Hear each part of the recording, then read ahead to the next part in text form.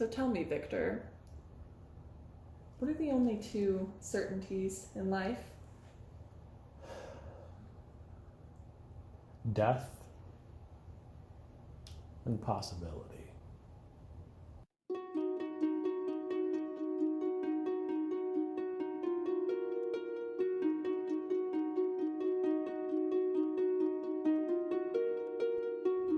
To be fair, you have to have a very high IQ to understand Life After Genius. The humor is extremely subtle, and without a solid grasp of theoretical physics, most of the jokes will go over a typical viewer's head. There's also Mead's nihilistic outlook, which is deftly woven into his characterization. His personal philosophy draws heavily from Narodnaya Volya literature, for instance. The fans understand this stuff. They have the intellectual capacity to truly appreciate the depths of these jokes, to realize that they're not just funny, they say something deep about life. As a consequence, people who dislike Life After Genius truly are idiots. Of course they wouldn't appreciate, for instance, the humor in Mead's catchphrase, "This is all my bitch mother's fault," which itself is a cryptic reference to William Shakespeare's Hamlet. I'm smirking right now, just imagining one of those addlepated simpletons scratching their heads in confusion as M. Ann Jacoby's genius wit unfolds itself on each page. What fools! How I pity them.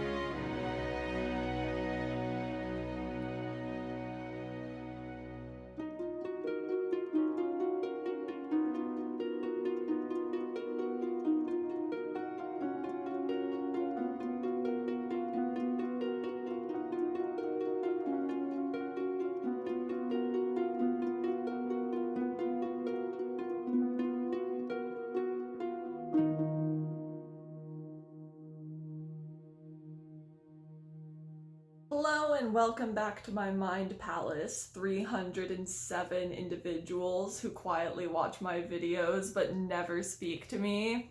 I'm sure you're not masturbating to these.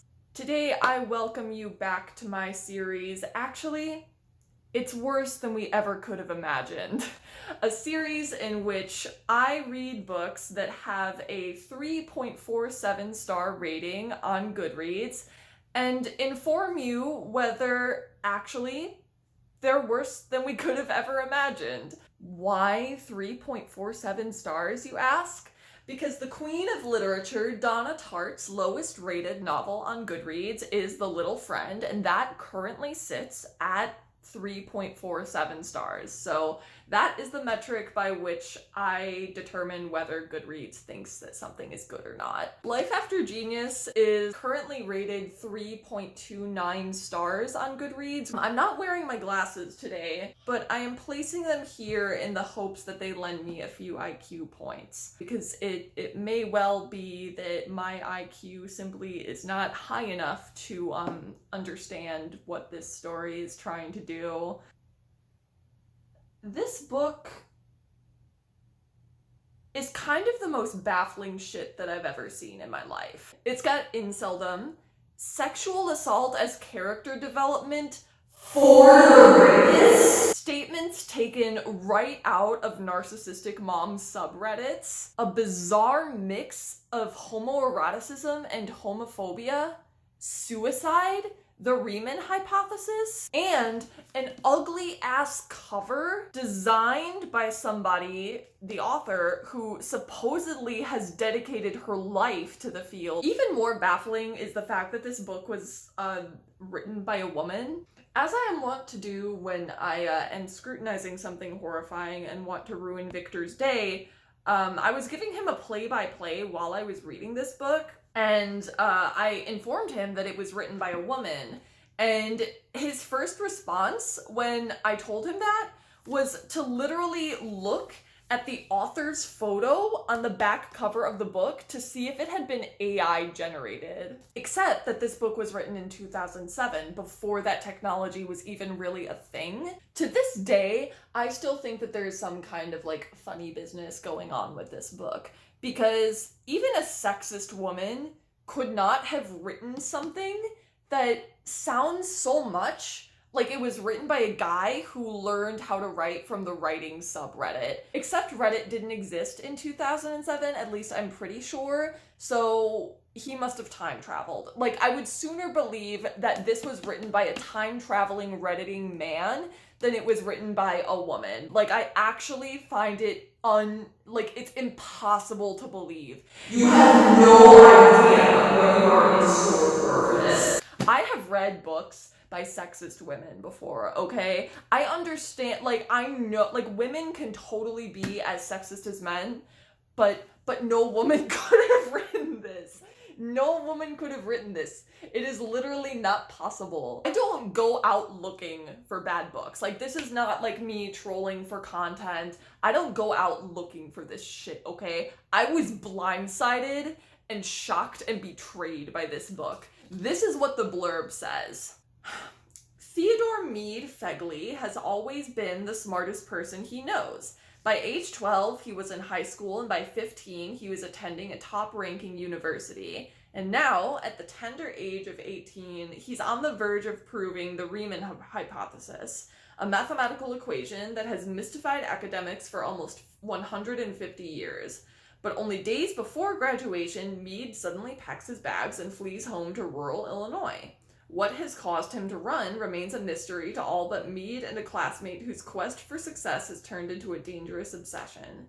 At home, Mead finds little solace. His uncle won't speak to him, his aunt is wandering the aisles of the A&P in her bedroom slippers, and his mother won't get off his back. As Mead embarks on a new life's journey, learning the family business of selling furniture and embalming the dead, he disappoints and surprises all who knew him as the young Fegley genius. Equal parts academic thriller and poignant coming-of-age story, Life After Genius follows the remarkable journey of a young man who must discover that the heart may know what the head has yet to learn.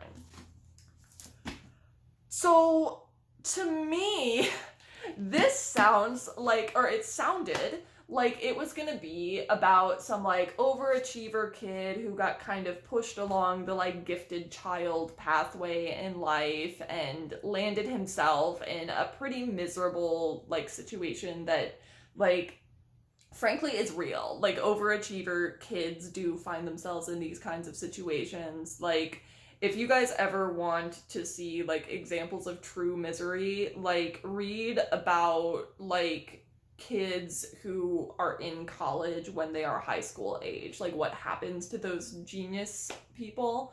It is the worst fucking idea in existence. I've heard shit about that. So I was like, oh, like, okay, so we're gonna have like a nice critique of like gifted child culture and the kinds of misery that it causes in kids and stunted development, and it's gonna be like a healing journey after that, right? That is not what this book is about. I don't know what this book is about, but it's not that. It's really hard to determine what this book is about because it contradicts itself so many times. The main character's mom is an academic, but she's not paying his college tuition, and instead it's like a whole plot point that his dad, who works like a minimum wage job, is the one who is paying his college tuition. Even though he's like barely scraping by paying the bills, and like the mom, even though she's still married to the dad, just like doesn't help for some reason. Mead is simultaneously a downtrodden underdog and also a really uptight snob who thinks he's better than everybody else. Mead learns to accept the random trials of his life, but he concludes that a car accident which killed his cousin and his own stunted social skills are actually all his mom's fault. Mead is mad at his mom for making him be a genius, but then his whole personality is about how much he loves himself for being a genius.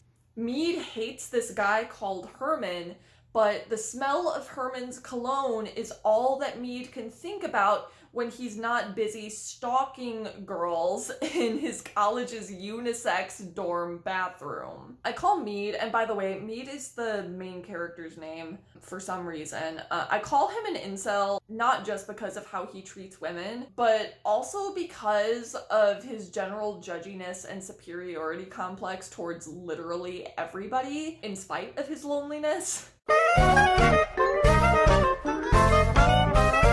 This book is supposedly about how he moves from being a genius to choosing to be a person, but he kind of like never lets go of his superiority complex. Okay, people will try to just like be his friend or be polite, and it will literally result in these like massive internal meltdowns where he's like giving this like massive takedown of how he knows their intentions are bad. And every single time this happens, it's just like, oh my god, dude, chill. Part of me wanted to give this book the benefit of the doubt and like presume that like he was just an unreliable narrator and that she was giving us this really like hyperbolic portrayal of like what gifted child complexes can do to people. But no, because the narrative actually validates his judgy attitude. And when Mead decides that he randomly hates Herman, who is this well-dressed guy who wears good cologne and has apparently like a killer jawline, eventually he is validated because, and I shit you not, Herman actually tries to kill him. Okay, so here's an example of Mead's general judginess for you. So he's like sitting in his dorm room, someone knocks on the door. It's probably Rick or Dick or Joe or Bob, some monosyllabic person who has decided to take a late night study break but can't do it without the help of one of his codependent buddies. What? Mead? More like mean? Holy shit, dude, it's just a knock at the fucking door. Mead also comments that he's not like some boy in the college dorm who thinks he is carrying a trophy between his legs. You guys know when someone is like a little bit too mean. There's like different kinds of mean. There's like mean where it's like you've clearly like seen some real shit. And there's mean where, you know, you're kind of like funny mean, like, and people still like you. And then there's the kind of mean where it's just like, and this is the kind of mean that comes from people who like kind of have no reason to be that mean. When people are mean like this, I'm like embarrassed for them for being mean, because I'm like, you have no reason to be like this. Holy shit. And everybody knows it. Move over, fellas. There is a new incel manifesto in town. Every Friday night for the past 3 years, it's been the same old thing. Mead sitting alone at the desk in his room while the rest of the boys and girls in his dorm pair off. A mating ritual that includes loud music, I'm so embarrassed reading this, loud music, too much alcohol, and copious amounts of coffee the following morning. He could have taken the librarian up on her offer and taken her out for a cup of coffee. Wow, you really know how to show a girl a good time. Coffee on a Friday night. Wow. Mead can't get action from women, and he literally hates other men so much for it. Literally right afterwards, so Mead goes back to his dorm room. Listen to this description. The door is shut. Odd for a Friday night. Forsbeck isn't usually so antisocial. Mead opens it up and discovers why. Sees Forsbeck's bare ass pumping up and down in the air, a female leg sticking up in the air on each side of it. So Mead is talking about a new roommate several years down the road. And he labels him no different from the others, as a young man pumped up on testosterone who seems more interested in using his newfound college freedom to explore the workings of a brassiere than the shelves of the library, who somehow manages to find the time to attend and pass all his classes despite a weekend habit of beer drinking, pot smoking, and girl chasing. First of all, if he's still passing his classes, he sounds a little bit smarter than you, Mead. If he's able to go out and party all the time and still passes his classes, but you need to spend all weekend in the library, Sounds like Mr. Testosterone might actually be smarter than you. Here's another, thankfully non-sexual example. So Mead encounters a new professor in town, and this is how he describes him. Some old guy with bloodhound jowls and long gray hair pulled back into a ponytail. Some half-senile senior riding around the city on his 100-year-old rusting bicycle instead of the bus so he'll have enough money at the end of the month to pay his utility bill. Some crazy lunatic cursing at life. Imagine, like, seeing some old guy on a bike somewhere and immediately labeling him some crazy old raving lunatic and presuming that he doesn't have enough money to pay his bills. Mead really presumes that his intellect is so great that he can even judge his professors. Because in another scene, he makes the lofty comment that Dr. Kustrup does not seem to get it that his students' failures are really his own. Also, I find it really funny that in this scene, only 4 students show up for the final exam. Post-COVID engagement is like really like that. Apollo strikes again with the gift of prophecy in this novel from 2007. Something kind of similar happens where Mead just goes from like 0 to 100 really fast. So Herman makes a comment that's like, oh, don't you ever read for pleasure? And just like an innocuous teasing comment because he sees that Mead is reading something super difficult and dry, you know, like comments that frankly like I get all the fucking time. And Mead has this like internal dialogue in response to it. It isn't as if they're friends or anything. Quite the opposite, in fact. So the kid who arrived at college at 15 and has 0 friends, has this guy coming to his bedroom and like clearly trying to be friends with him. And instead of going along with the playful teasing, he has decided right away that they should just be enemies. I guess you could like make the argument for like immaturity, but the age gap isn't that crazy. Like, cause he's 15 and Herman is 18 and like, in like high school, 15-year-olds and 18-year-olds will socialize. Like if you're in the same like club or activity or whatever, like they will socialize together. I mean, Mead really doesn't know how to give Herman a break. And after Herman leaves, he launches into this literally page-long monologue. Never in a million years would he have presumed that anyone else on the planet would have made the same observation, least of all Herman. The observation that Bach is a good composer. Herman actually looks like a nice enough person when his face is in repose, when he isn't smirking at some thought or somebody. When he's awake, however, Herman gives me the feeling that he is looking down at the world, that he thinks he is better than everybody else because his father is filthy rich and his family vacations in Europe. What must it be like to be handed all this, a top-notch education at a top-notch university, and never have done anything to earn it other than being born into the right family? Mead can't imagine that it means very much to Herman. Perhaps this is why the bad attitude. Bro, the only bad attitude is yours. Perhaps if being here meant as much to him as it does to Mead, the guy wouldn't go around acting like such a jerk all the time. I wish I had a drink while I was like doing this. Maybe I might genuinely leave and get a mimosa, honestly. I think that might be needed. I'll be right back. 2 shots of vodka. Later. Okay, girls, I've got one. All of this is because Herman had the gall to wear cologne to class.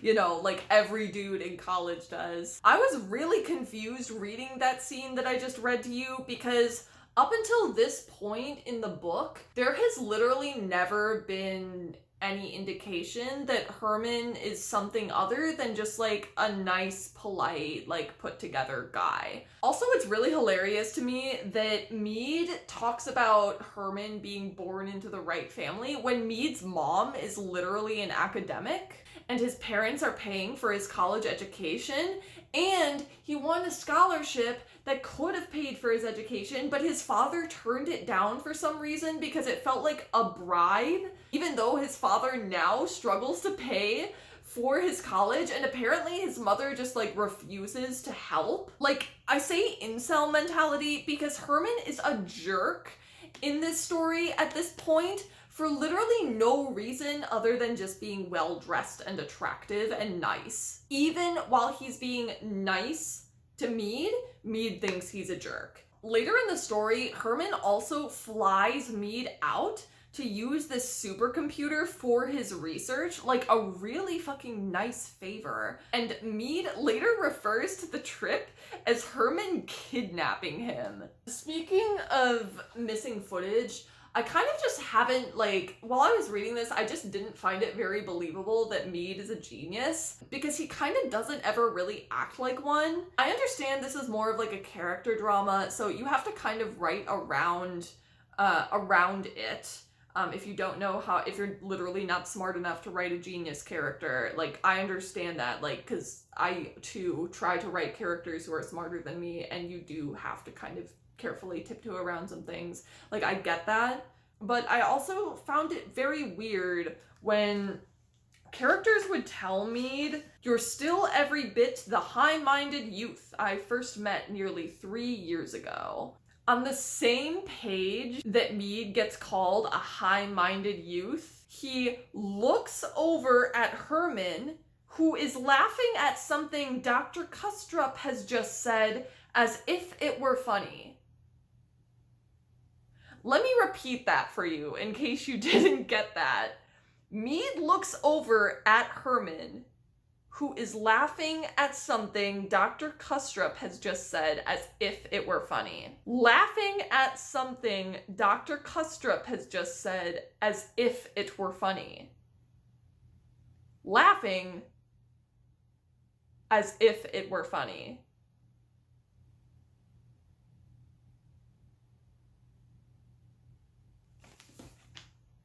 If you don't know what was said, how do you know it wasn't actually funny? Okay, also, oh my god, this is so fucking funny. Mead designs a science experiment. Like, I know that it's like hard to write. I know, writing is hard. Like, it's hard to write a character who's like smarter than you are or whatever. But Mead designs a science experiment at some point in this book, and it's completely unclear what the actual variable that's getting measured is. It's literally just like a mouse running through a maze to get cheese. And there are like 3 doors with 3 completely different mazes and the same slice of cheese at the end. And I guess he's trying to demonstrate that the mouse will still go through all the doors to get the cheese, despite despite some being harder. Even my English student ass knows that that's messy. That's a messy experiment. The text also makes it out like it's a huge deal that Mead makes the dean's list at this school. And literally, no offense, but like, I was on the dean's list literally every semester that I was in undergrad. And from the number of other people who were on that list, it's like not that hard. Let me see the description of this. Those A's catapult Mead right onto the dean's list and get him an invitation to the big man's office. Bro, I wish I got treated that way for getting straight A's. Anyway, the inceldom continues. They couldn't be more different. Mead and his cousin, like night and day, brains versus brawn.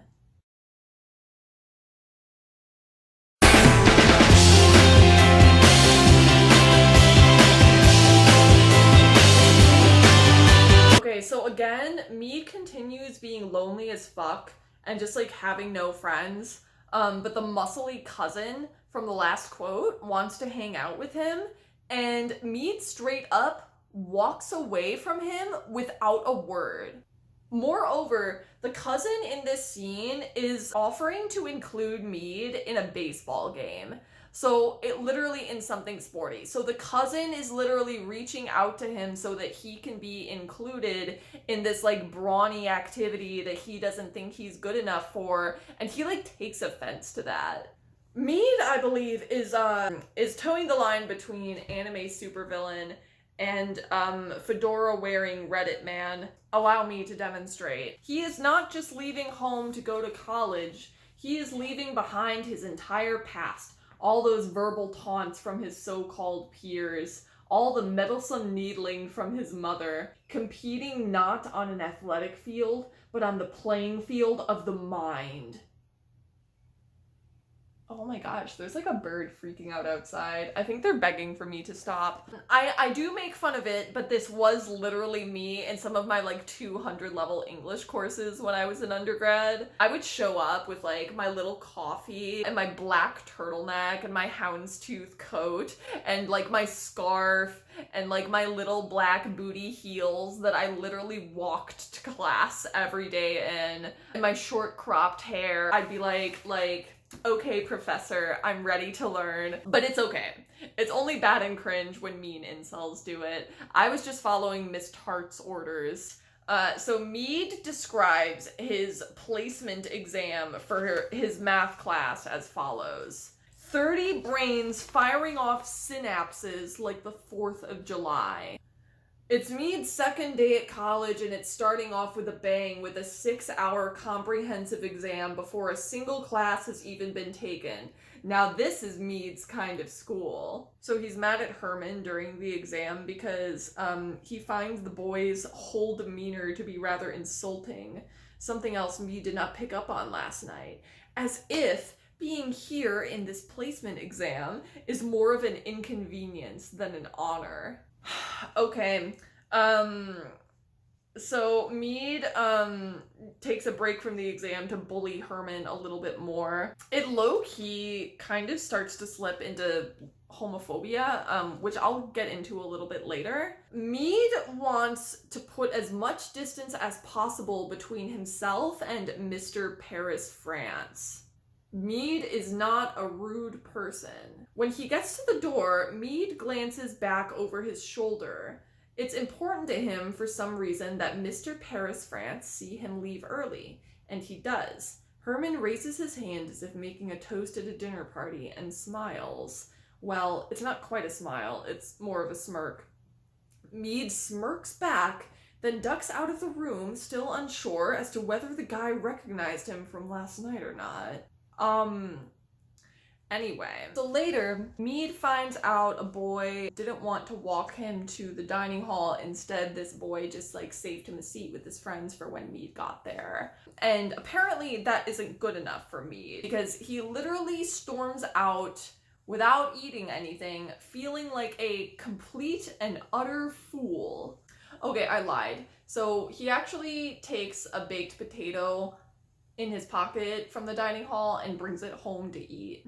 Then, get this, the friend from earlier, the like guy who saved him a seat, sees that Mead is upset and brings him a hamburger from the dining hall, which is frankly way more than most dudes would like do for somebody that they didn't even know that well. And then he invites Mead to hang out with himself and his friends again, which Mead rejects again. And then he eats the hamburger only when the guy leaves. It's not Mead's fault that all his social interactions are weird as fuck, though. I think this book might have just been written by like a space alien who doesn't know how people talk to each other.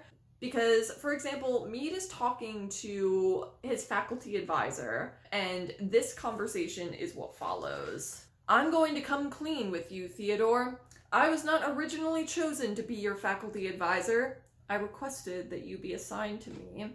You want to know why? Because you strike me as a young man with a lot of potential. But I want to be more to you than just an advisor, Theodore. I want to be your mentor. Whew. You're not only smart, but funny too.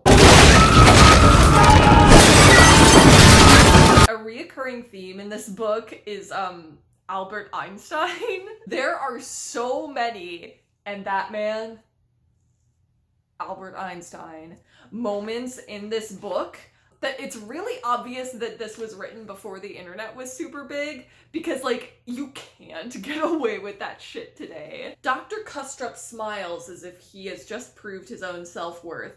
It's where all the truly brilliant minds go, Mr. Fegley, to learn from the best and brightest, where geniuses are paid to exchange ideas, one generation mentoring the next. Albert Einstein himself was once a member of the faculty. Mead later recounts this conversation to some other people, saying that I've been assigned to this faculty advisor who believes that I have what it will take to be invited to study at this elite institute in Princeton where Einstein himself once taught. Here's another one. You talk just like him, you know. Excuse me, sir? Einstein! The homophobia against Herman continues. So Mead sees Herman again and feels like Herman doesn't recognize him. Mead drops his eyes and decides to play along, to pretend as if they have never before met, which they haven't, not formally, that is. Who knows? Maybe the guy truly does not remember Mead. After all, it was Herman who came waltzing into the exam late, making a public spectacle of himself, attracting all that attention, not Mead. Now, the translation of this incel speak is quite simple. In fact, it all boils down to one word. Whore.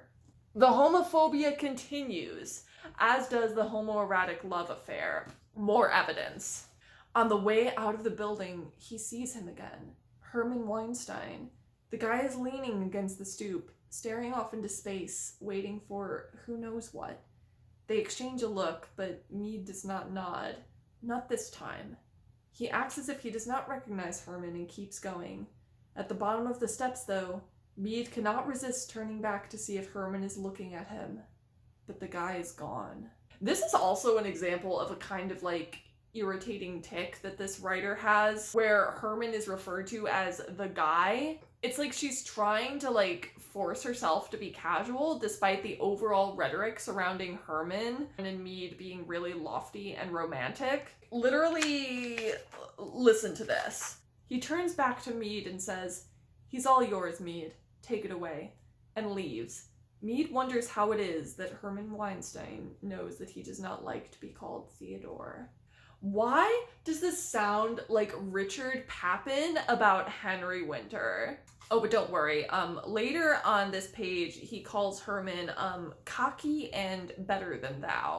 Cannot resist turning back to see if Herman is looking at him, but the guy is gone. I'm starting to think that Herman is actually my favorite character.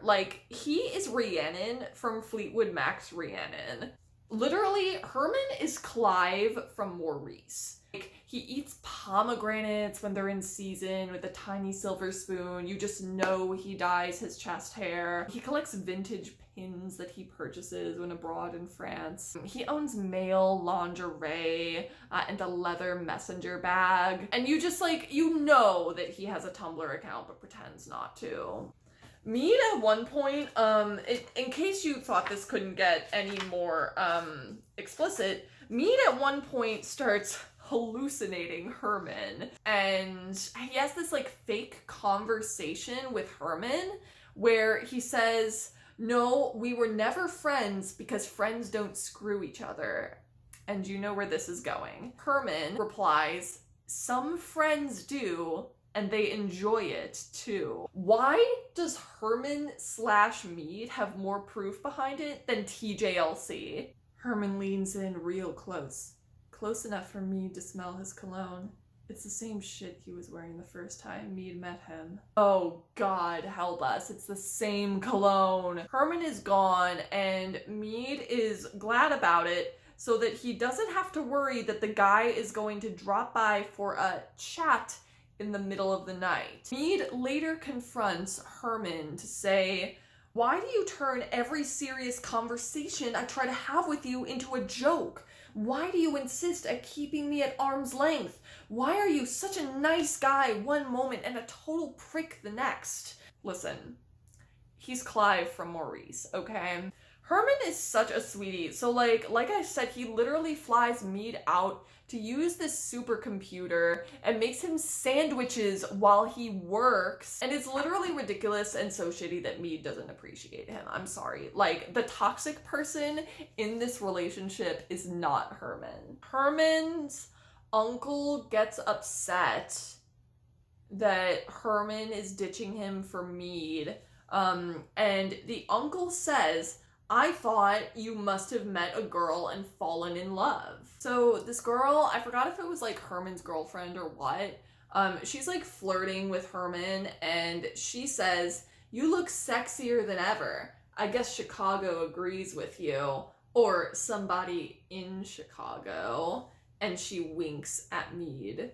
It's so fanfiction-y. Mead considers Herman's offer. A hot shower and a soft bed sound pretty good right now. This literally sounds like those fanfics that I used to read when I was like 14, about like a girl gets like taken away captive to Volturi Castle from Twilight, and she's like kind of held hostage, but she's also given like designer clothing and gourmet food and like training in all kinds of like cool skills like archery. And you know, the first night the guy who's taken her captive, usually it's like Dimitri or Caius or Aro or something, is like "Oh, you're a mess. Like, I expect you to get cleaned up for dinner, or else there will be no dinner." This is what that reminds me of. And then, like, because the girl always has to be like, "Oh man, hot shower and a warm bed do sound... A hot meal sounds pretty good right now. I guess I better do what he says and wear the dress." This is literally just that, but with Mead and Herman. So Herman also alludes to some kind of, a deep dark secret about himself that only Mead would be able to observe. Genuinely don't remember if this was ever resolved at all, or if it was just meant to be that he has like problems with his dad or whatever. But anyway, I think that the answer is that Herman is bisexual. Also, like, I'm not, you know, as far as like coding and stuff, like Herman literally wears a silk bathrobe, which I will say, Victor, if you're watching this and you ever want to get yourself a gift that's like kind of also for me, you know, Mead looks at the open robe again, at Herman's hairless chest, at his white jockey shorts, and wonders where the guy left the rest of his clothes. Herman grabs Mead's tie and pulls on it, choking him. I think Mead is actually kind of right to hate Herman for just like his swag, because literally Herman is so dreamy. Look at this quote from him. "The girls love anything Armani." You know, he's right. Victor, if you ever want to get yourself a gift that's for yourself, but also kind of for me, there is a scene where Mead is masturbating in Herman's dorm room because he's staying the night. And he opens his eyes and sees Herman standing over him, fully erect and naked. Also, play Lana Del Rey's "Fucked My Way Up to the Top," because Herman canonically fucked Mead's faculty advisor to turn him away from Mead and make him want to work with Herman instead. Okay, also, like, jokes aside, the fact that Herman in this book does that and, like, fucks his faculty advisor to screw Mead over, and then the narrative concludes that Mead was correct to be, like, suspicious of Herman for doing stuff that seems gay, or being paranoid that Herman would try to sleep with him, is, like, jokes aside, this is absolutely, like, a very homophobic plotline. When I'm laughing at this book, I am laughing, like, explicitly at homophobia, right? Because Herman doing all of these things is not actually, like, creepy or weird. Like, I think the silk bathrobe and the Armani and the cologne, like, all of it is kind of sick. Like, it's cool. I'm just making fun of it for funsies, because a non-homophobic enemies to lovers exploring Mead's sexuality in college version of this book would have been way less garbage than what we've got here. It is super crazy reading that. I actually forgot what year gay marriage became legalized in the US, but this is kind of sick as like a time capsule to see like how things used to be just like 20 or so years ago. Like, homophobia used to be very, very much more like normalized. If all of this wasn't homoerotic enough, just know that Mead and Herman literally have the same ending as Will and Hannibal do in NBC's Hannibal. So Herman jumps off a cliff to his own suicide at the end of this book. And there's like water at the bottom, but he can't swim. And Mead follows him down. It didn't specify whether Love Crime was playing as this all happened, but I'm just going to assume that it was. Alright, so that is the homophobia in this book. The worst of Mead, by far. The worst, though, and the most blatant and unrelenting in this book is Mead's attitudes towards women. Like, you thought I was done with the incel shit. It gets so much worse. So, first, before we get truly into it, I want to add that part of the reason that I, like, kind of doubt that this book was written by a woman is because of some, like, anatomical stuff.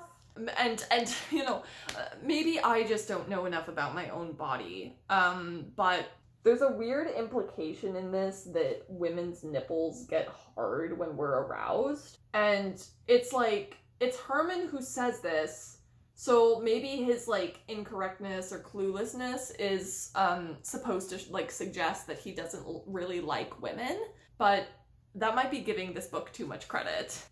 Anyway, Mead refers to a woman laughing in his dorm room as the giggle of a female in heat. Also on page 40, he's talking about this girl who's dating Herman. Oh my god. Having a rich boyfriend apparently agrees with her. Cynthia blushes, as if she's embarrassed to have been caught not having sex. I guess this is meant to be like a sluts, am I right moment. Also, I just want to say that literally every single time like a woman appears on the scene in this book, it is with a tray of food for a man. Like she's back 5 minutes later with a plate of brownies and a glass of milk. Mead is also just, like, such a gross shithead to his mom for, like, frankly no reason. Like, the story, like, tries to justify it by being like, oh, the mom just, like, pressures Mead into being a genius, but Mead clearly, like, likes being a genius and thinks he's better than other people for being a genius. So, like, it kind of doesn't really work, and it just makes, like, all of his hate for his mother seem, like, really uncalled for and weird. He washes down the sandwich with a slug of soda and belches. "Teddy," his mother says, "where are your manners?" "Mead," he says. "I go by Mead now." He also refers to women as females. This precedes a scene on page 89 wherein he, like, sees a girl in his college's unisex bathroom, and she screams and says, "Holy shit, you scared me. How the hell did you get in here?" And he replies, "With a 1600 on my SATs. Also, I would literally drop out if my university's bathrooms were unisex. I straight up would have, like, left and done undergrad remotely. This is not Mead's only incident of, like, bathroom spying on women. And I guess the book is, like, trying to frame it as this cute coming of age thing for him. Like, it's normal for men, like, in developing their sexuality to, like, want to, like, violate women, which is false, you know? Plenty of men are just, like, normal. Don't do this shit. Listen to this. Mead pulls out his toothbrush and listens to the sound of rushing water coming from the showers. Someone is in there. Someone Mead hopes is female. Female again. A moment later, the shower shuts off and a girl steps out from behind the wall. So Mead references himself as the first Fegley, so the first, like, person in his family to attend a university. But, like, his mom is literally an academic, so I guess, like, she doesn't count because she's not a part of the male bloodline or something. I mean, I guess it worked out in her favor because she doesn't have to use her hefty academic salary to pay her bratty kid's tuition for an education that he spends spying on girls in the school bathrooms. So I guess it all worked out for her in that case. Someone is in the shower, could be male or female. He brushes his teeth and hopes it is female. Hopes she did not hear him come in. If he's lucky, he will get a quick glimpse of her body before she notes his presence and covers himself up. That is all he is hoping for, a quick glimpse. That's all he needs. He can take it from there. I'm gonna throw up. He wonders what Cynthia is doing right now. If she is spending her Saturday night with some age-appropriate date, making out in some dorm room with a 20-year-old undergraduate with a mediocre grade point average and a questionable future. Bro, I think you have the questionable future because you are headed straight to prison if you keep this behavior up. Or one of these women will just have it up to here with you and you'll get murdered. So I would say that Mead is the one with the questionable future here. More incel shit. So he sits at a diner and he is ogling the waitress's breasts when she leans over him. Mead likes it when the waitress leans over the table to refill his glass. Likes the scenery her low-cut blouse provides. So this is another thing in Mead's incel mentality. And again, I'm just endlessly fascinated at how many facets of modern incel mentality are reflected in him, despite the fact that this book pretty much precedes it. He sees every woman as either a mother figure or a potential mate. The waitress, he isn't just ogling her breasts because they're nice and he can't help it, or it's right in his face and he can't look away. He's actually seriously thinking about dating her in this scene, even though he's just looked at her and just met her and he was just fantasizing about a different girl. And when he figures out that he doesn't want to date her because she doesn't speak the same language as him, aka she's a dumb bitch or whatever, he just stops abruptly making small talk with her and he just leaves.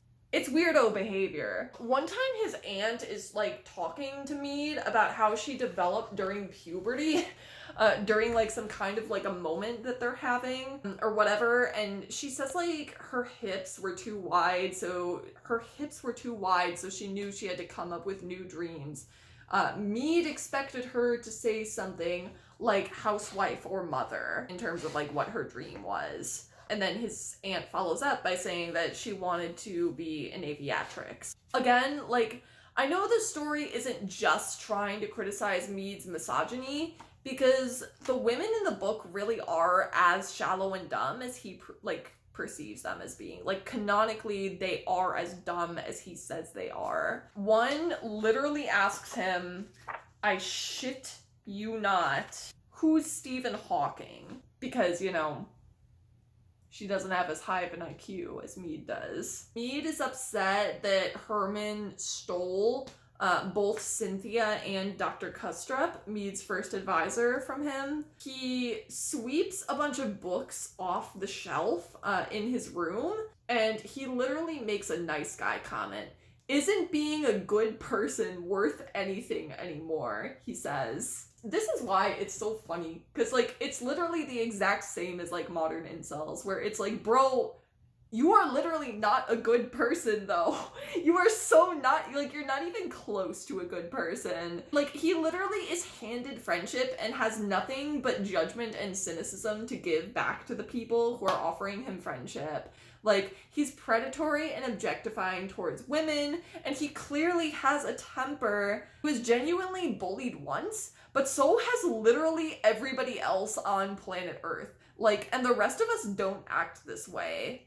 What I find upsetting and annoying about this shit is that the narrative validates Mead's behavior repeatedly. And it makes it seem reasonable within the narrative. It's not the narrative knows what it's doing and is clearly making fun of Mead or just using him as an interesting character study or whatever.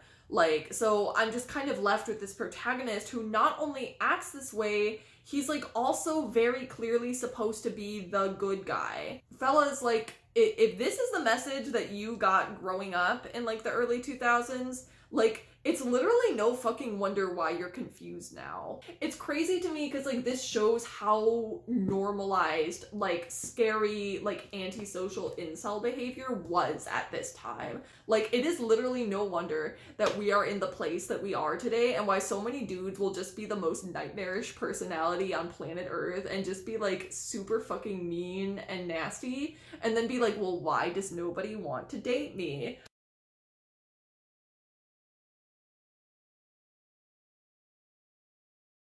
Like, incels shouldn't be too concerned because literally just go on BookTube. There are so many pick-me women who, like, literally will bend over backwards to defend a man and to hate a woman. Basically what I'm saying is that if you're an incel and you're looking for a girlfriend, look no further than BookTube. Like, I'm the demon of BookTube, so don't go to my channel, but literally every other channel on here is like desperate women, like desperate sexist women. Anyway, that's me on my soapbox. It's literally Mead again being like a gross asshole for no reason. So he's like in the grocery store and he's eating this bag of peanuts before he's even like purchased them. And he's like thinking to himself, his mother would have a conniption fit if she saw him right now. She hates it when people snack on food they have not yet bought. It's low class, she has been known to say on more than one occasion. Your mom? And also literally every other grocery store employee and everybody else who wasn't born in a barn.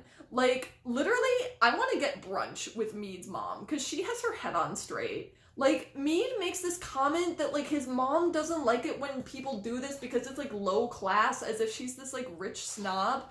When, like, actually, it's low class in that anyone with manners and, like, a sense of, like, consideration for other people doesn't do it. This scene literally bothered me so much because it's, like, it's suggesting that he is breaking free from these, like, nasty, arbitrary, like, restrictions that she's placed on him, and really it's just him breaking free of having any kind of, like, decency. Mead has literally another episode just like this shortly after, where he, like, goes to a coffee shop and he, like, just starts, like, drinking the half and half that you're supposed to pour in your coffee, and some woman says that that's, you know, hey, that's for the coffee, it's not to drink, silly. And Mead goes on this, like, giant mental tirade where he's like, so what if he wants to drink his half and half by the cupful? Is it a federal crime? Is he breaking any laws? No. No laws broken, no federal crime, no end of the world. He gives this woman this, like, smart ass answer about how he drank black coffee for breakfast this morning and now he's drinking the cream that goes in it, and later he's going to be helping himself to a large bowl of sugar. And she, like, understandably just stares at him like he's gonna shoot up the place any moment. And Mead thinks to himself that it's a very satisfying look. So he's basically turning sociopathic at this point. Mead does this same thing with his mom. Mead turns his attention back to his reflection, to his tie. He sees his mother take one look back and then shake her head. Only she won't shrug and walk away. She'll make stabs at him all through lunch, tell him that he needs to get a haircut, tuck in his shirt, hike up his pants so the cuffs won't drag on the ground, that he should sit up straight, chew with his mouth closed, and get his elbows off the table. All things of which Mead is guilty, it's true. He does let his shirt hang out and his cuffs drag. He does slouch at the table and talk with food in his mouth, but he only does these things when his mother is around to bug her. I think this shit was, like, supposed to be Mead rebelling against his mom and her, like, high society rules or whatever. Yeah, like his bitch mom with her crazy high expectations for him, like, go to school and get a job, be presentable. What a crazy psycho. Oh, my mistake. So, Mead's mom also cruelly asks him to do more than just send a card when somebody dies. Mead replies to this by saying, fine, I'll write a letter, I'll apologize for my existence. Mead's mom is literally portrayed as so evil with so little evidence in this story that it's, like, honestly a little bit funny to me. There's literally a line in this on 238 that is like, Mead's mother looks pleased. Her husband and son are fighting. A split in the seam of their male bond has begun to show. She reads ties the way a fortune teller reads a crystal ball, as if one's destiny can be seen in it. Mead's mom laps up Herman's attention like an alley cat that hasn't seen milk in a month. She's in love with Herman, so she must be bad.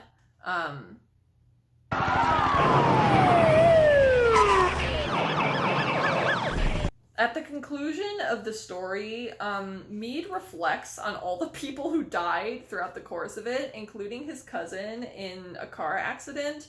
And he literally just decides that the whole thing is like his mother's fault. He thinks his conflict with Herman is her fault, and he literally says, no wonder Mead is such a poor judge of character. It isn't clear in this scene why it's really his mom's fault. Even the misogyny in this text is unclear, which sucks because misogyny is really where it shines. What's really bizarre is that this story works a great deal to drive home this conclusion that shit happens and that's life and that's the deal, and you just have to cope with it. But this statement kind of amends that to be shit happens and it's all the fault of womankind, who are all sneaking serpents and eugenicists waiting, who must be suppressed and controlled. He literally makes a comment that he stayed up in the dorms because he has no time, let alone any interest in cooking and cleaning after himself. This combined with the fact that every time a woman appears in this book, it's with a tray of cookies and milk for him, and that he specifically acts gross to upset his mom, makes me want to light something on fire. Alright, on 131, he's pretty fucking objectifying. So Haley peels down to a two-piece bathing suit that makes her look like a model straight out of the pages of a Sears Roebuck catalog. Pretty perky and shapely, but not too shapely. Not penthouse shapely. Not sleazy. She looks like a nice Midwestern girl with a nice normal body. This literally is the absolute grossest extension of Mead's judginess. He literally describes Herman's mom as having sausage legs stuffed into sequined pumps. Yeah, he's looking at this librarian. She appears to be in her mid to late 20s. Not pretty exactly, not in a glossy magazine sort of way, but pretty enough. I would say, though, that the crowning achievement of this book is when a rape scene is portrayed as positive character development for the rapist, who, you have guessed, is Mead. So before that scene, we get this pretty pathetic discourse within Mead, where he decides he can't walk a girl home for the night because he's scared of getting mugged himself. He can hardly send her home now. Send her out into the streets of Chicago in the middle of the night? What if she got mugged? He should probably walk her home. But what if he got mugged coming back? Besides, Mead has no idea where she lives, whether it's nearby or far away, so he decides to leave her be. As for the actual rape scene, which happens on the next page, I'm just gonna show you the picture of what happens.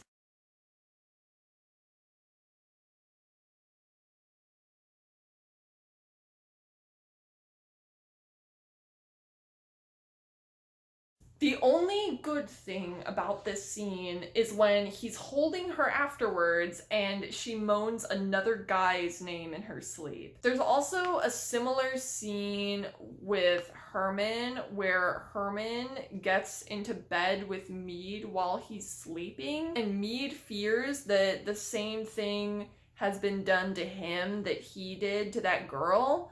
But he also shows no remorse for what he did to the girl. So it's this weird thing where the book kind of acknowledges that Mead violated the girl because he doesn't want the same thing to be done to him by Herman.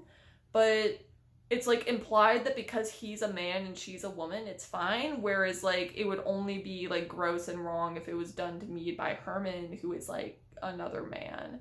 Mead later comments that clearing their backyard of unwanted weeds might be kind of cathartic and one heck of a lot easier than weeding the evil out of mankind. Okay, one more funny thing. So there's this scene where Herman literally has his knee fucking planted on Mead's back, and he's screaming to make him the co-author of this paper.